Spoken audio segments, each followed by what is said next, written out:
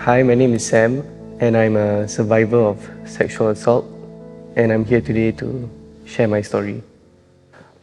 This year I'm turning 24. This happened when I was 16, and it happened for 6 years. It started when I met him in an external dance group, and the relationship we had was brotherly or sort of like teacher-student kind of relationships. When he first made a move on me, he was around 25. The first sexual assault was, we were hanging out in a group of people. I think it was already like close to 1 a.m. Everyone had to leave. It was just left with the two of us, and we were talking about life, I guess, like a very meaningless topic. We were having a meaningless conversation. Then he started to slide his hands. I was wearing shorts. He started to slide his hands into my shorts, and I was shocked. I didn't know how to react, so I just kept quiet. Then he started to touch and move his hands in my shorts, and he told me it's okay. This is normal. He said it's okay. This is normal. Everyone does this.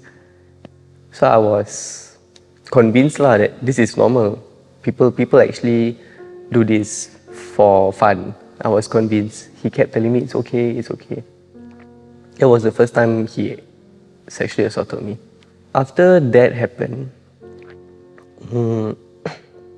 I went back home and what happened? I ejaculated. So I went back home and I didn't clean up. I just went back straight home. My late grandmother, she was still awake at that point of time. When I reached home, I ran to the toilet to shower and clean up. When I got out of the toilet, the first thing my grandmother, my late grandmother, said was, "Who did this to you?" And I didn't tell her anything. I just got home and rushed to the toilet. I didn't tell her anything. I tried to minimize any body language to show her that I just got sexually assaulted. But the first thing she asked when I got out of the toilet was, who did this to you? And I denied. I was like, oh, nothing happened. Why? I felt, the emotions I felt at that point of time were like a mix of a lot of things. I was angry, I was confused, I was scared. Throughout the years, I was like with him. I've had many attempts to try to leave him. I wanted to end this relationship. I wanted to end it. So I had many attempts. And during this one attempt, I just got home from CCA in poly. I just got home from CCA. I was tired. And at that point of time, I already cut him off. But he suddenly appeared under my block, at my void deck. It was a shock to me. So I started screaming for help. I kept telling him, I don't want this anymore. I don't want to have this relationship with you anymore. I really cannot take it. I told him all these kind of things, all this I want out kind of things, and he couldn't accept it. He was very angered, I don't think he was mentally stable that night even. Maybe he was intoxicated, I'm not too sure. So he got really angry and he just slapped me. And it was a strong one. I flew and I fell. And at that moment I panicked and I was hurt. And my face was numb, I panicked. And the first thing I did was call 999. So I already made the report. I told the police the address, the location. The police were on their way already. Then when they were reaching, they called again to confirm whether this is a prank or whether it's for real. And when I picked up that call, he was on his knees begging to call this off. And then he started to like threatened me. I will go up to your house and I'll tell your parents everything. And I was like, no, please don't. And I'm the kind of person to like always give second chances, no matter how many second chances I give. I'm that kind of person. So he was already on his knees. He was crying, begging for me to call it off. So I did. He is extremely manipulative. He knows his way around his words. He knows how to attack you when you're at your weakest. He just knows how to like make you seem like you're his puppet. It's very scary and it was very tiring being under him. Other than that incident, there was also one time at his, at a car park, at some random car park, there was penetration involved. He brought me there and he started to like, I think that was when I told him it was another attempt of leaving him. Then he begged me to have one last intimate session. So I was like, okay, after this, you better get out of my life. I don't know why I agreed to that session, but there was penetration involved in that happening. Throughout the years, I was taken away from socializing with anyone and everyone throughout the years when it was happening. He made sure that I didn't have friends, so I lost my social touch, like to open a conversation with anyone. I lost it. It was pretty bad. I was mostly at home also. If I'm not at home, I'm only out with him. So I lost quite a lot. I lost a big chunk of my life. I lost 6 years, my teenagehood.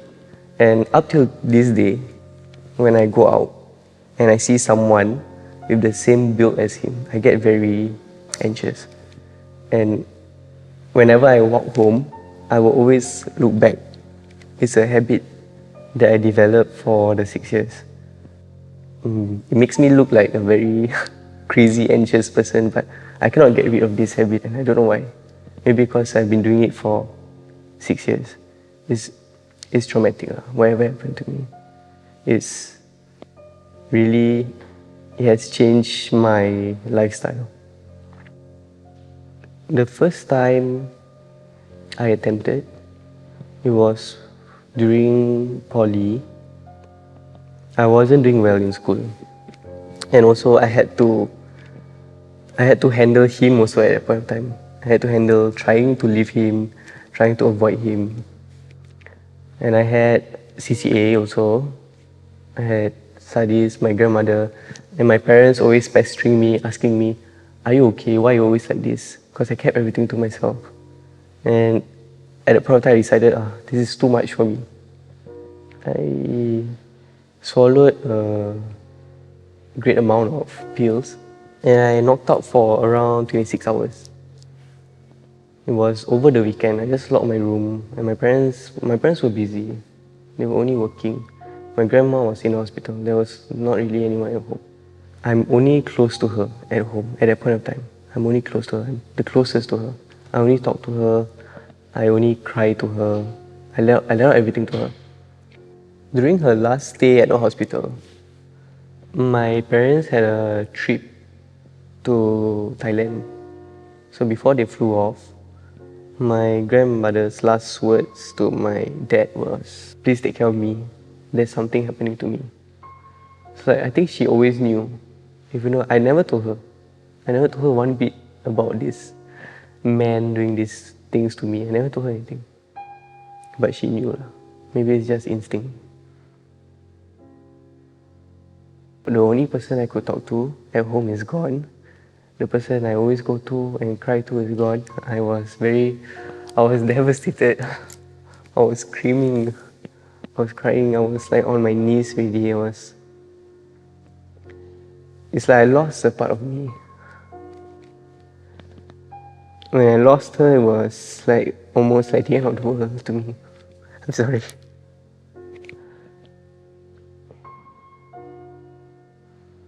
everything just fell apart. Right?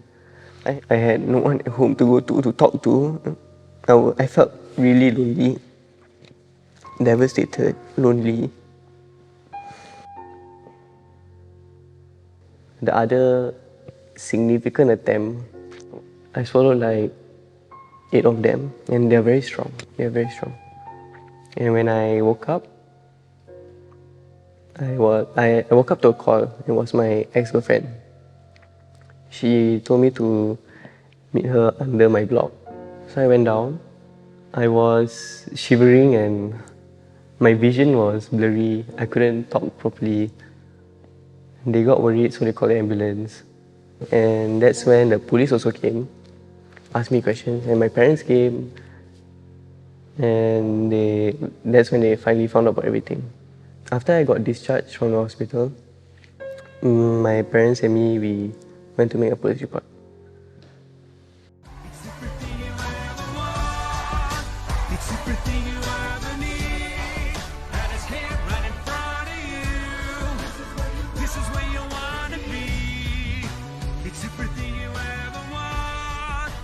Everything you ever need, and it's here right in front of you. This is where you wanna be. It's everything you ever want.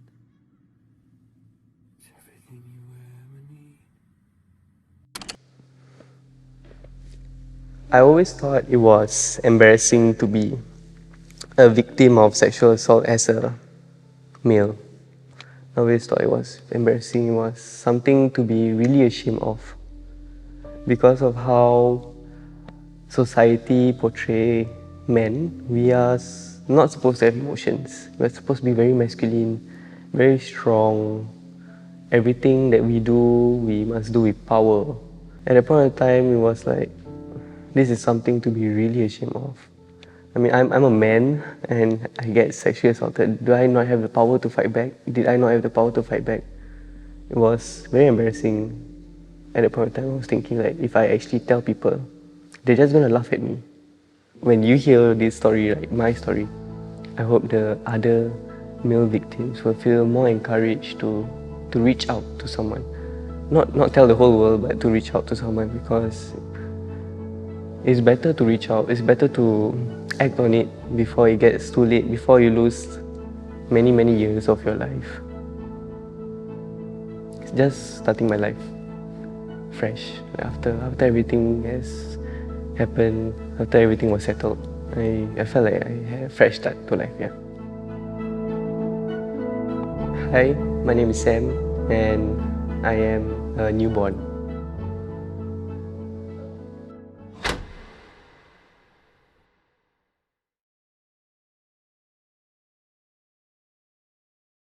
Thanks for watching this video.